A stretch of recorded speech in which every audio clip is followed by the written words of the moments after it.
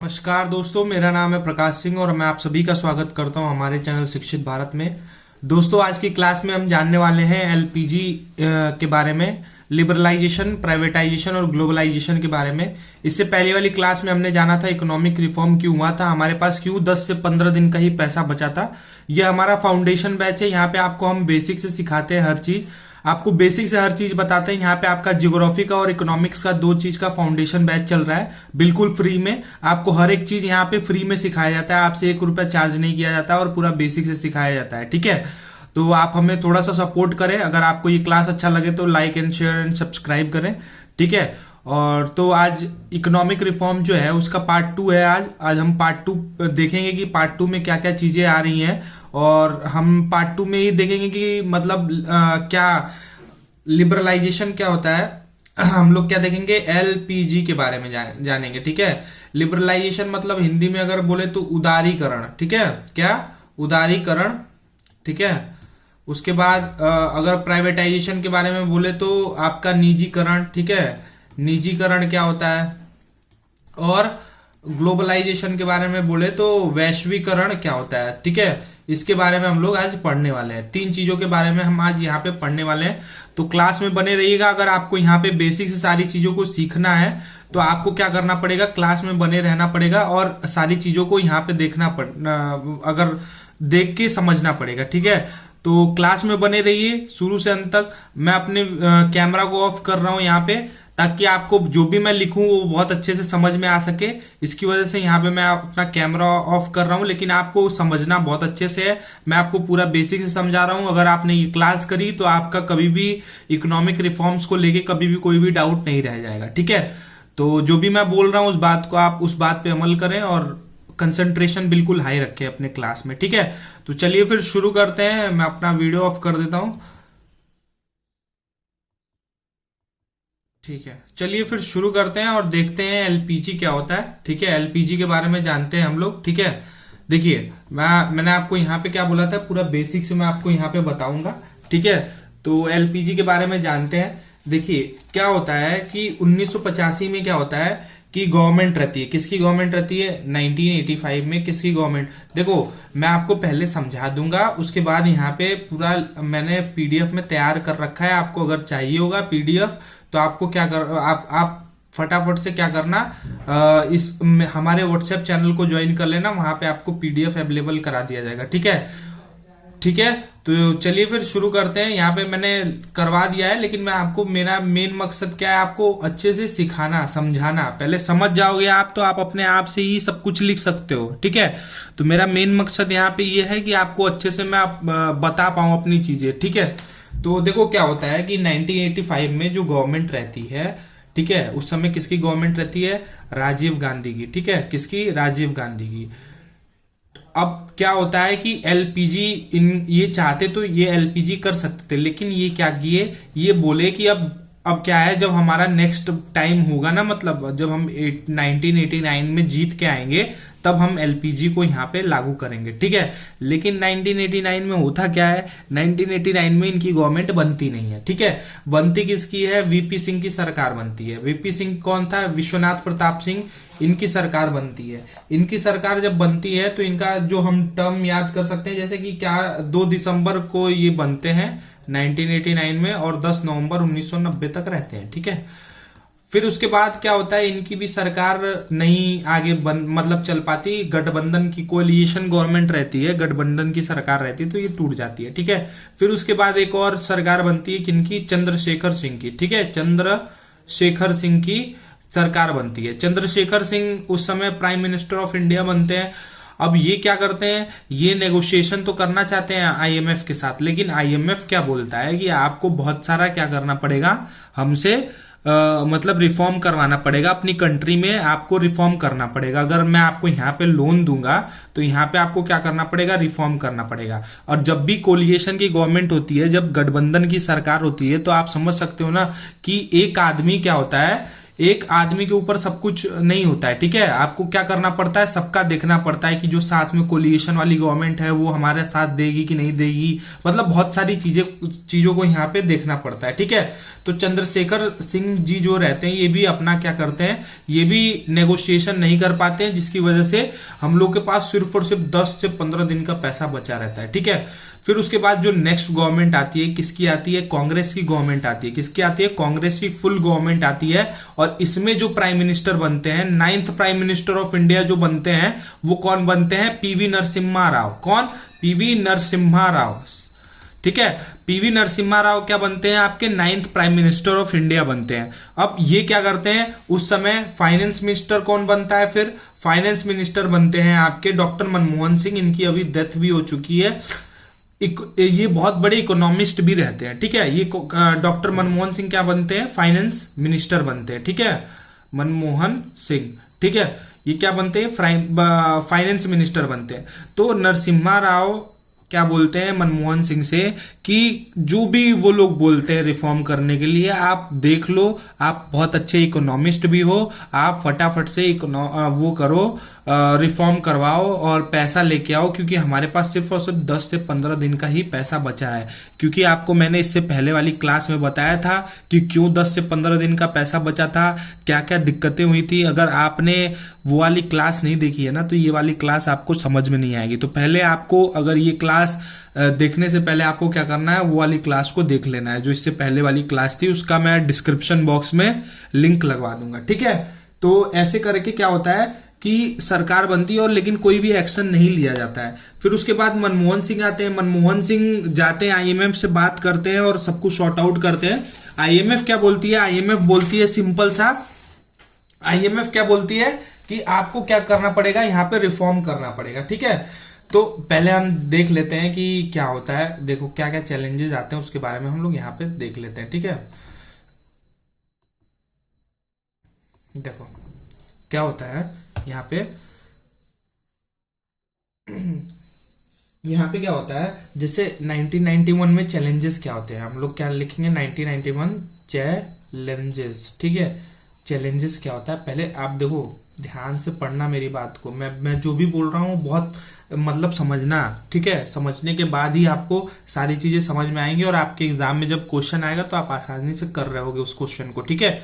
तो क्या होता है, गल्फ क्राइसिस होता है, ठीक है। गल्फ क्राइसिस मैंने आपको पहली वाली क्लास में समझाया था क्या होता है। दूसरा क्या होता है, बीओपी क्राइसिस होता है, वो भी मैंने आपको दूसरी वाली क्लास में समझाया था। वो जाके अगर आपने नहीं देखा तो आप फटाफट से जाके देख लेना। फिर उसके बाद क्या होता है, फिस्कल डेफिसिट हो जाता है। क्या होता है, फिस्कल डेफिसिट, ठीक है। क्या होता है, फिस्कल डेफिसिट।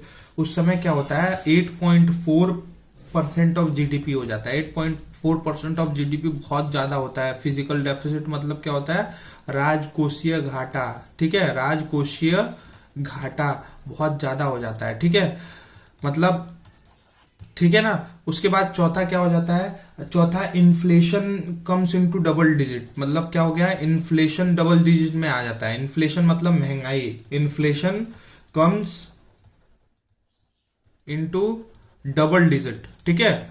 ये सारी दिक्कतें यहां पे होने लग जाती हैं।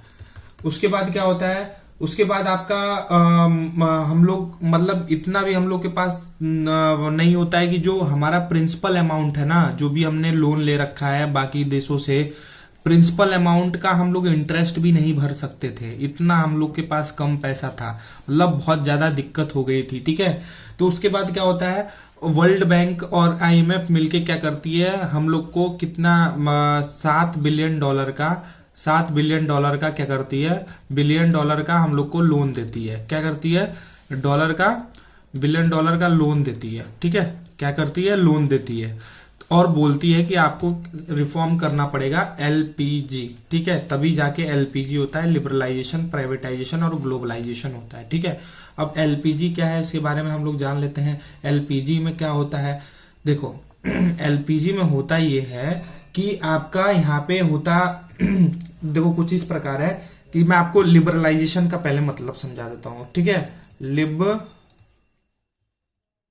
लिबरलाइजेशन, ठीक है, इसका मतलब क्या होता है ये समझ लो, और क्या क्या लिबरलाइजेशन हुआ इसके बारे में हम लोग जानेंगे। ठीक है, लिबरलाइजेशन में क्या होता है, जैसे मान लो लिबरल, पहले वर्ड एक आता है लिबरल, उसका मतलब समझो। जैसे कोई माता पिता है, कुछ माता पिता होते हैं जो अपने बच्चों को बाहर नहीं जाने देते ना।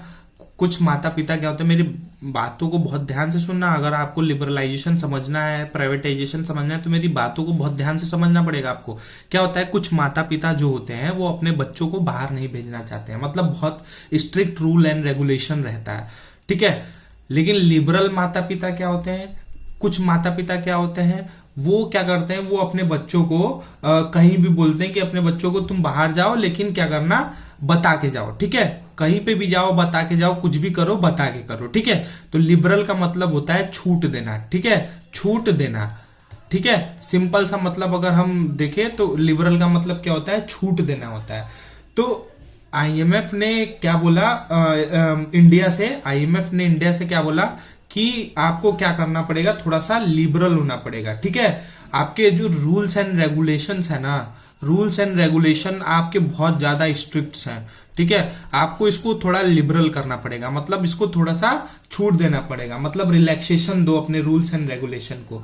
ठीक है, हम लोग क्या करते थे, एक्सपोर्ट इंपोर्ट करते थे। ठीक है, तो एक्सपोर्ट हम कम करते थे क्योंकि हमें डर था कि बाहर की कंपनी अच्छे सामान देगी तो हम क्या करेंगे, बिक्री होगी तो हमारी फिर दिक्कत हो जाएगी हमारे सामान को बिकने में। मतलब क्या हो जाता कि अगर हमको ये डर था कि कोई बाहर की कंपनी आ गई। ठीक है, अब बाहर की कंपनी, अब हम लोग पिट चुके थे अंग्रेजों से, तो हम लोग को यही डर लगता था कि फिर से कहीं हमारे पे वो राज न कर ले। ठीक है, तो बाहर की कोई कंपनी आएगी, अगर उन लोगों को सामान अच्छा लगेगा तो यहाँ का प्रोडक्शन बंद हो जाएगा, फिर मतलब बहुत सारे मतलब डर था ऐसा। लेकिन अभी क्या होता है ना, अब यहाँ पे क्या होता है कि यहाँ पे हमें कंपटीशन कराना होता है। डोमेस्टिक मार्केट तो मतलब ठीक है, डोमेस्टिक मार्केट जब, जैसे मान लो डोमेस्टिक का मतलब हो गया जो घरेलू मार्केट है, वो तभी सही होगी जब आपका क्या होगा, जब आप बाहर की कंपनी उसको कंपटीशन देगी, चाहे मतलब ये अपना सुधार तभी करेगी जब इसका कोई कंपटीशन आएगा। तो यहाँ पे आईएमएफ ने बोला कि आपको क्या करना पड़ेगा, आपको बाहर की कंपनियों को भी इजाजत देना पड़ेगा कि आप अपने यहाँ पे आके फैक्ट्री खोल दो। ठीक है, तो ये ठीक है। उसके बाद क्या होता था, जब बाहर की कंपनियां आती थी ना, तो हमारी सरकार बहुत ज्यादा टैरिफ वगैरह लगा देती थी, बहुत ज्यादा टैक्स लगा देती। तो आईएमएफ ने क्या बोला, आईएमएफ ने बोला कि यहाँ पे आपको क्या करना पड़ेगा, यहाँ पे थोड़ा सा अपने उसको रिलैक्स करना पड़ेगा। ठीक है, ऐसी नीति होगी, बाहर की कंपनी आएंगी नहीं तो हमारे डोमेस्टिक मार्केट को कभी कंपटीशन नहीं मिलेगा। ठीक है, इसलिए आप जो बनाएंगे वही भारत के लोगों को बेस्ट लगेगा। आईएमएफ का मतलब, कहने का मतलब क्या था, अगर आप क्या होगा कि बाहर की कंपनी आएगी नहीं तो हमारे डोमेस्टिक मार्केट को कभी भी कंपटीशन नहीं मिलेगा, इसलिए आप जो बनाएंगे वही भारत के लोगों को बेस्ट लगेगा, इसलिए टैरिफ हटाओ। जब बाहर की कंपनियां आई तभी हमें पता चला कि इतने अच्छे मतलब कपड़े होते हैं, इतने अच्छे जूते बन सकते हैं। ठीक है, मतलब जब बाहर की कंपनियां आई तब जाके हमें ये सब पता चला। जो डोमेस्टिक मार्केट थी हमारी, उसको भी कंपटीशन मिलेगा तो वो और अच्छा परफॉर्म करेगी। तो यहाँ पे उन्होंने पहला क्या लिबरलाइजेशन करने को बोला, पहला पॉइंट ही लिखने वाला है। अगर आपको आप मेरे साथ मतलब देख रहे हो तो पहले आप वीडियो पूरा देख लो, उसके बाद सेकेंड टाइम जब वीडियो देखना तो आप अच्छे से नोट डाउन कर लेना, पहले आप समझ लो। उन्होंने क्या बोला कि आपको क्या करना पड़ेगा, डी रेगुलेशन। ठीक है, क्या करना पड़ेगा, D regulation of industrial sector. ठीक है, इंडस्ट्रियल सेक्टर,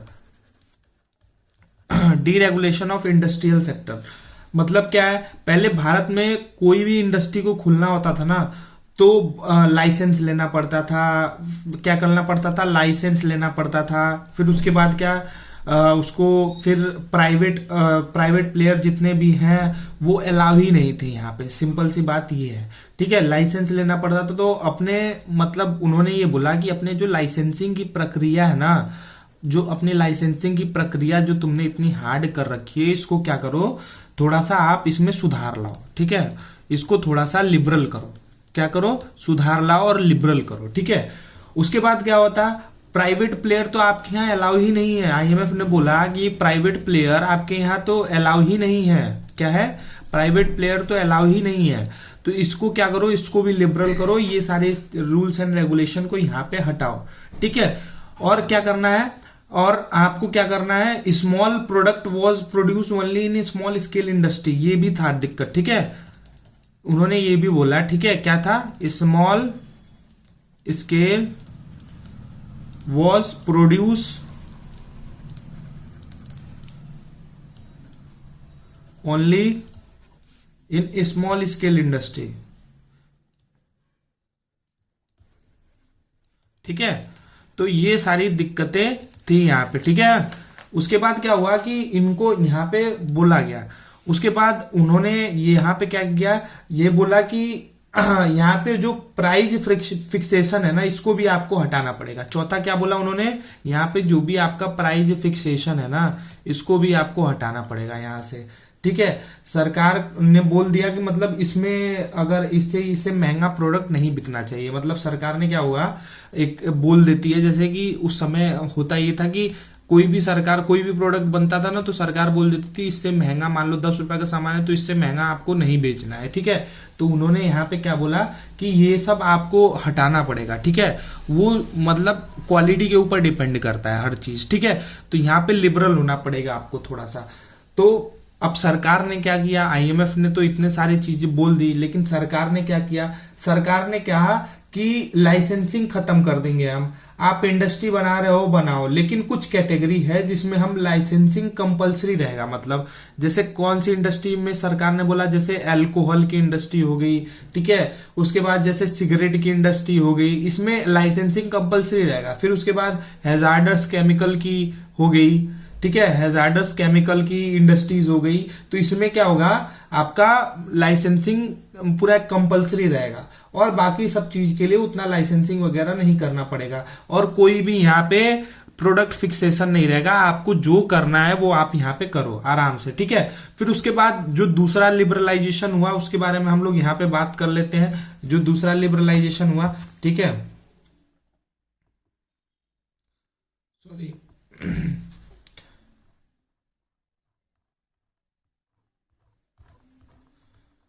एक मिनट, इसको एक मिनट इसको इरेज कर लेते हैं, उसके बाद समझते हैं। उसके बाद मैं पीडीएफ आपको दूंगा ही, तो आप उसमें आसानी से पढ़ ले जाओगे, कोई दिक्कत नहीं होगा, ठीक है। चलो ठीक है, थोड़ा सा टाइम लगता है इसमें,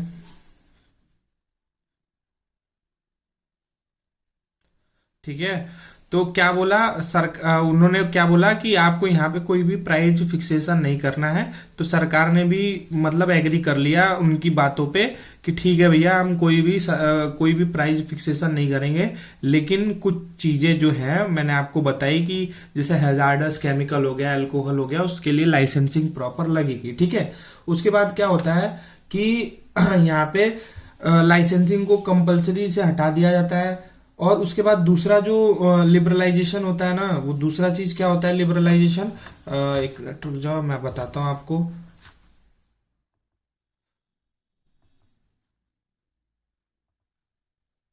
दूसरा जो लिबरलाइजेशन होता है वो क्या होता है आपका,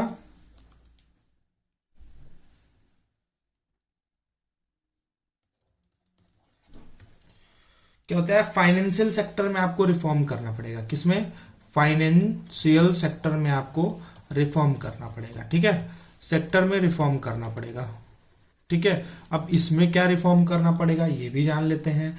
जैसे आपको क्या बनना पड़ेगा,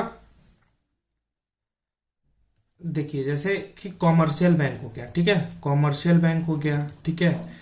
आपका इन्वेस्टमेंट बैंक हो गया, ठीक है।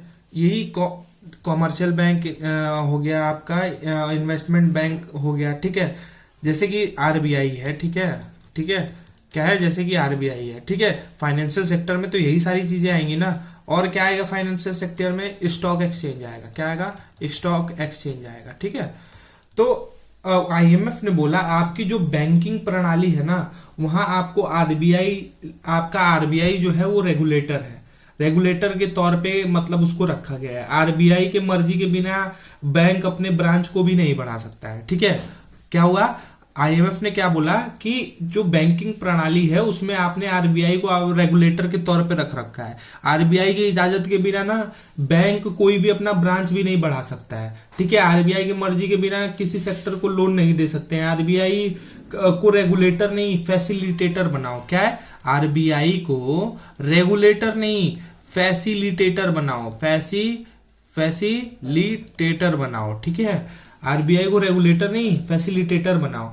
जब तक आप पैसा इकोनॉमी में नहीं लगाओगे, किसी को लोन नहीं दोगे, तो आपकी इकोनॉमी कैसे सरवाइव करेगी? जब तक आप किसी को लोन नहीं दोगे, जब पैसा इधर से उधर नहीं करोगे, तो आपकी इकोनॉमी कैसे सरवाइव करेगी? तो मतलब आपको क्या करना पड़ेगा, यहाँ पे आपको आरबीआई को पूरा रेगुलेटर नहीं बनाना पड़ेगा, आपको उसको फैसिलिटेटर बनाना पड़ेगा, मतलब कि साथ देने वाला थोड़ा सा बनाना पड़ेगा, ठीक है।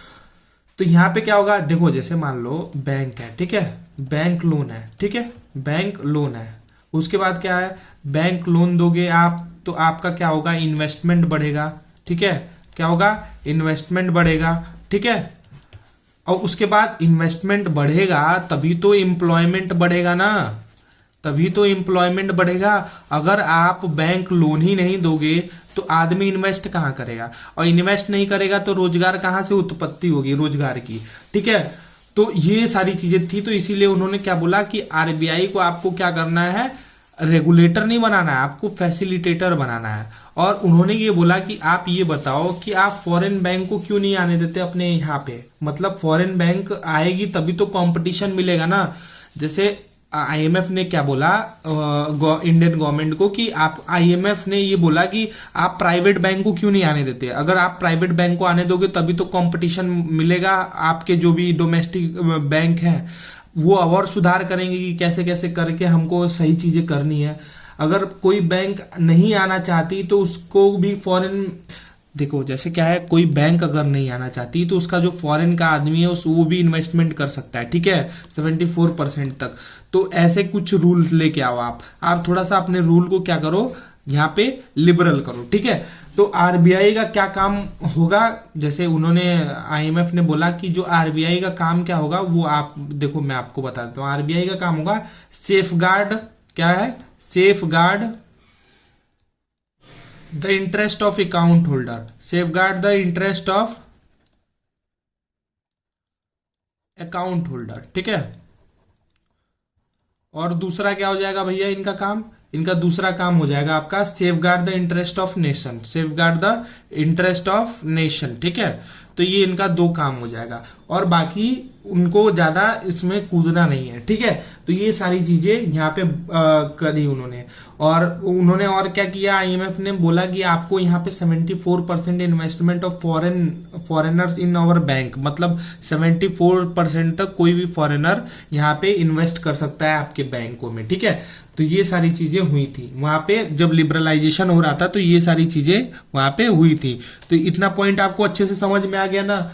फिर उसके बाद उन्होंने क्या बोला, जैसे स्टॉक एक्सचेंज में भी उन्होंने ये बोला कि पहले हमारे शेयर मार्केट में फॉरेन इन्वेस्टर कोई भी इन्वेस्ट नहीं कर पाता था, ठीक है, लेकिन अब इन्वेस्ट कर सकते हैं, ठीक है। जैसे एफएफआई के थ्रू, मतलब फॉरेनर इंस्टीट्यूशनल इन्वेस्टर जो है उसके थ्रू, जैसे कि मर्चेंट बैंक्स हो गए, म्यूचुअल फंड हो गए, पेंशन फंड हो गए, या तो एफडीआई के थ्रू आते हैं, ठीक है, या तो एफएफआई के थ्रू आते हैं। एफएफआई जो है वो शॉर्ट टर्म में काम करता है, एफडीआई जो है वो लॉन्ग टर्म में काम करता है, ठीक है। समझ गए ना मेरी बात को, ठीक है। जो तीसरा रिफॉर्म हुआ वो क्या हुआ, लिबरलाइजेशन में तीसरा रिफॉर्म क्या हुआ,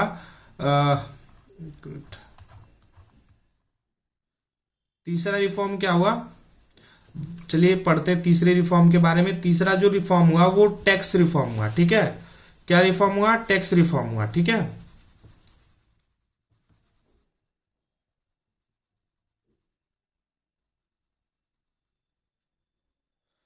थोड़ा सा इसको दिक्कत होता है, कोई दिक्कत नहीं है, आप क्लास में बने रहे, आपका कंसंट्रेशन एकदम हाई रहना चाहिए, ठीक है, तभी आपको सारी चीजें यहाँ पे समझ में आएंगी, ठीक है।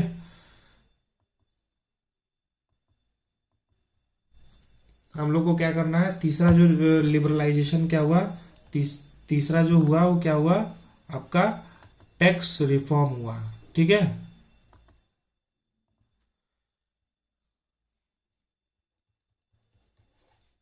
क्या हुआ, टैक्स रिफॉर्म हुआ। ठीक है, अब इसमें क्या हुआ, इसमें उन्होंने बोला कि जैसे दो तरीके के टैक्स होते हैं। ठीक है, एक हो गया भैया डायरेक्ट टैक्स। ठीक है, क्या हो गया, एक डायरेक्ट टैक्स हो गया और दूसरा क्या हो गया, इनडायरेक्ट टैक्स। ठीक है, इनडायरेक्ट टैक्स। अब जैसे डायरेक्ट टैक्स में आपका कौन कौन से टैक्स आ जाएगा, आपका इनकम टैक्स आ गया। ठीक है, इनकम टैक्स आ गया, फिर उसके बाद कॉरपोरेट टैक्स आ गया। ठीक है, उसके बाद कौन सा टैक्स आ गया आपका इसमें, जैसे कि आपका इनडायरेक्ट टैक्स में आ गया भैया सर्विस टैक्स और जीएसटी। सर्विस टैक्स हो गया या जीएसटी हो गया, ये आपके क्या होते हैं, ये इनडायरेक्ट टैक्स होते हैं। ठीक है, तो जो आइडियोलॉजी थी गवर्नमेंट की 1991 में, वो अब मैं आपको पहले बता देता हूँ। आइडियोलॉजी क्या थी कि सरकार कहती थी कि तुम कमा रहे हो उसका कुछ हिस्सा टैक्स के लिए दो, ताकि हम अपने खजाने को भर सकें। जैसे जो भी तुम कुछ भी कमा रहे हो ना, उसका कुछ हिस्सा, जैसे मान लो आप 10 रुपए कमा रहे हो, उसमें आप 5 रुपए दे दो हमको टैक्स। ठीक है, अगर आप टैक्स दे दोगे तो क्या होगा कि हम अपने खजाने को यहाँ पे भर सकेंगे। ठीक है, यहाँ पे हम लोग क्या करेंगे, अपने खजाने को भर सकेंगे। और जब ये खजाना बढ़ेगा तो इसी से क्या होगा, रोड बनेगा, अच्छी सड़कें बन जाएंगी, उसके बाद पुल बना सकते हैं, मतलब ये सारी चीजें कर सकते हैं। तो जैसे कि एक इंडिविजुअल 100 रुपए कमा रहा है, ठीक है, उसमें से 30 रुपए टैक्स दे देगा। मान लो कोई इंडिविजुअल 100 रुपए कमा रहा है, ठीक है, उसमें से 30 रुपए क्या करेगा, टैक्स दे देगा। उसके पास बचा कितना रुपया, अगर बचेगा तो वो क्या करेगा, दैनिक, इसी में उसका दैनिक जीवन का खर्चा है, जितना भी वो जीवन जी रहा है उसका खर्चा होगा। उसके बाद बच्चों के खर्चे होंगे, उसके बच्चों का स्कूल का खर्चा होगा। ठीक है, उसके बाद क्या होगा, जो बचेगा उसको वो सेविंग अकाउंट में डालेगा। ठीक है, तो और बैंक सेविंग कम आती थी, मतलब बैंक को भी बहुत ज्यादा कम आएगी ना सेविंग, क्योंकि अब सेविंग इसका बचेगा ही कहाँ, क्योंकि दैनिक जीवन में उसके राशन वाशन खरीदेगा, फिर बच्चों को पढ़ाएगा, फिर उसके बाद जो भी सेविंग आएगी तो वो बैंक में जाएगी। अब सेविंग ही इतनी कम आती थी, अब जब सेविंग कम आएगी तो बैंक को कहीं इन्वेस्टमेंट करनी होगी तो वो भी नहीं कर पाएगी। तो आईएमएफ ने बोला डायरेक्ट टैक्स को कम कर दो। क्या बोला आईएमएफ ने, डायरेक्ट टैक्स को कम कर दो, तभी बैंक अकाउंट सेव कर पाएगा। ठीक है, और इन्वेस्टमेंट कर पाओगे। ठीक है, जैसे अगर डायरेक्ट टैक्स को हम कम कर देंगे तो क्या होगा कि बैंक में सेविंग बहुत सारा आ जाएगा। अब जब बहुत सारा आएगा तो इन्वेस्टमेंट भी, किसी को अगर इन्वेस्टमेंट के लिए पैसा देगा तो लोन उसको दे सकता है बैंक आसानी से। तो ऐसे करके काम चलेगा। ठीक है, समझ गए आप मेरी बात को इतना। अब भारत में आईएमएफ की बात मान ली और शुरुआत में 3-4 सालों तक रेवेन्यू लॉस हुआ, बाकी सब कुछ दिन बाद नॉर्मल हो गया। ठीक है, फिर उसके बाद अगर हम देखा जाए तो जो चौथा रिफॉर्म हुआ, मतलब चौथा लिबरलाइजेशन हुआ, वो क्या हुआ, फॉरेन एक्सचेंज रिफॉर्म। ठीक है, क्या हुआ, फॉरेन एक्सचेंज रिफॉर्म। ठीक है, मतलब क्या हुआ इसका कि विदेशी मुद्रा का मतलब हुआ एप्रिसिएशन हुआ। ठीक है, जैसे कि मान लो फॉरेन एक्सचेंज रिफॉर्म का मतलब क्या हुआ कि विदेशी मुद्रा जो थी ना, उसको क्या किया गया, उसको उसका मतलब भंडार में, मतलब उसका एप्रिसिएशन किया गया। ठीक है, और फॉरेन, जैसे क्या होता था पहले, हमारा जो गवर्नमेंट था ना वो क्या करता था, $1 को $1 मानता था, मान लो 30 रुपया मानता था। ठीक है, तो यहाँ पे दिक्कत होती थी। अब मान लो बाहर अगर हम लोग क्या करते थे, इंपोर्ट करते थे, तो हम लोग को क्या होता था कि बहुत ज्यादा दिक्कतों का सामना करना पड़ता था, और वहां पे के लोगों को बहुत ज्यादा महंगा लगता था ये सामान। ठीक है, तो ये सारी चीज थी, और उस समय हमारी जो इकोनॉमी थी वो क्या थी, वो क्लोज्ड इकोनॉमी थी। ठीक है, क्या थी, वो क्लोज्ड इकोनॉमी थी, है ना। मतलब हम इंपोर्ट तो बहुत ज्यादा करते थे लेकिन एक्सपोर्ट बहुत कम करते थे। ठीक है, इतना समझ में आ गया आपको। उसके बाद चलिए आगे बढ़ते हैं, और हम लोग जाते हैं किस पे, हम लोग जाते हैं प्राइवेटाइजेशन पे, कि प्राइवेटाइजेशन क्या हुआ। उसके बाद 5वां पॉइंट भी आपसे कभी कभी पूछ देता है। देखो मैं आपको बहुत ज्यादा डीप में नहीं जा रहा हूं, आपके लिए जो इंपॉर्टेंट है वो मैं आपको बता देता हूँ। ठीक है, 5वां पॉइंट क्या था आपका, क्या लिबरलाइजेशन हुआ, ट्रेड एंड इन्वेस्टमेंट पॉलिसी पे लिबरलाइजेशन हुआ। ठीक है, क्वांटिटेटिव रेस्ट्रिक्शन थे उसको हमने हटा दिया। ठीक है, ट्रेड एंड किस पे हुआ, इन्वेस्टमेंट पॉलिसी पे रिफॉर्म हुआ। ठीक है, तो ये सारी चीजें हुई चलिए अब आगे बढ़ते हैं और जानते हैं कि हमारा क्या हुआ, हमारा जो उसमें क्या हुआ, प्राइवेटाइजेशन क्या हुआ, प्राइवेटाइजेशन क्या हुआ ये हम जानते हैं। ठीक है, यहाँ पे जैसे हमने यहाँ पे लिख रखा है कि क्या हुआ कि प्राइस इंक्रीज हो गया बहुत ज्यादा, फिर मूल वृद्धि मतलब वही प्राइस इंक्रीज हो गया, जो इन्फ्लेशन था वो मतलब कितना चला गया आपका 16.7% तक चला गया। तो ये सारी दिक्कतें हुई। फिर उसके बाद बढ़ा हुआ राजकोषीय घाटा, मैंने आपको वहां बताया था ना, उसमें गैर विकास और व्यय बढ़ने से सरकार का राजकोषीय घाटा बढ़ गया, बढ़े हुए बजट में असंतुलन, परिमाण स्वरूप राष्ट्रीय ऋण और ब्याज बड़ी मतलब बहुत ज्यादा हो गया था राजकोषीय घाटा। 1991 में कुल सरकारी खर्च ब्याज में मतलब 36.4% थी, देनदारियां मतलब जितनी भी थी वो कितनी थी, 36.4% थी। तो मतलब इतना ज्यादा वहां पे दिक्कत हो गया था। ठीक है, आगे चलते हैं। फिर उसके बाद यहाँ पे बीओपी क्राइसिस के बारे में बताया था, मतलब क्या है बीओपी वृद्धि बहुत बेकार हो गई थी वहां पे, है ना। फिर हमने ये सारी चीजें डिस्कस कर ली थी वहां पे। उसके बाद हमने क्या डिस्कस किया था, एलपीजी का जो जनरल रिफॉर्म था, मतलब सामान्य विशेषताएं क्या क्या थी वो हम यहाँ पे डिस्कस कर रहे थे। जैसे यहाँ पे मैंने आपको बताया removal of mandatory convertibility cost, मतलब अनिवार्य परिवर्तनीय खंड को हटाना। ठीक है, फिर उसके बाद रिड्यूसिंग द इम्पोर्ट टैरिफ, मतलब जो आयात शुल्क है उसको कम करना। फिर उसके बाद मार्केट डीरेगुलेशन, बाजार विनियम को कम करना। ठीक है, उसके बाद रिड्यूसिंग द टैक्स को कम करना। उसके बाद क्या था, letting go the industrial licensing के बारे में भी बताया आपको। फिर उसके बाद the role of public sector was decrease, फिर बिगिनिंग ऑफ प्राइवेटाइजेशन हुआ, फिर restriction free entry of foreign investment and technology. ठीक है, ये सारी चीजें हम यहाँ पे पढ़ चुके हैं। ठीक है, उसके बाद और क्या पढ़ चुके हैं, फिर इंडस्ट्रियल लोकेशन पॉलिसी वाला भी पढ़ चुके हैं, फिर abolition of phased manufacturing programme for new project ये भी पढ़ चुके हैं हम। तो ये सारी चीजें हम लोग यहाँ पे पढ़ चुके हैं। अब हम लोग को क्या पढ़ना है, अब हम लोग को चैलेंजेस के बारे में थोड़ा सा पढ़ना है। देखो क्या होता है, 1991 में कृषि ने क्या हुआ, 72% आबादी का रोजगार, मतलब जो 72% आबादी थी ना उसको किसने रोजगार दिया था, कृषि ने रोजगार दिया था। ठीक है, किसने दिया था रोजगार, किसने दिया था, कृषि ने दिया था। और सकल घरेलू उत्पाद मतलब जीडीपी में 29.02% का योगदान था, और जीडीपी में कितना था आपका 29.02% का योगदान था, किसका, कृषि का। ठीक है, अब सकल घरेलू उत्पाद में कृषि की हिस्सेदारी बहुत कम होकर 18% ही रह गई। ठीक है, जब ये सारी चीजें हुई तो उसमें कितना हो गया, 18% ही कृषि का योगदान रह गया। इसके परिणाम स्वरूप क्या हुआ, किसानों के प्रति व्यक्ति आय कम हो गई, ग्रामीण ऋग्रस्तता बढ़ गई। ठीक है, तो बहुत ज्यादा दिक्कत हो गई। तो उसके बाद क्या होगा, भारतीय अर्थव्यवस्था में विदेशी प्रतिस्पर्धा मतलब चैलेंज, प्रतिस्पर्धा मतलब क्या होता है, चैलेंज होता है।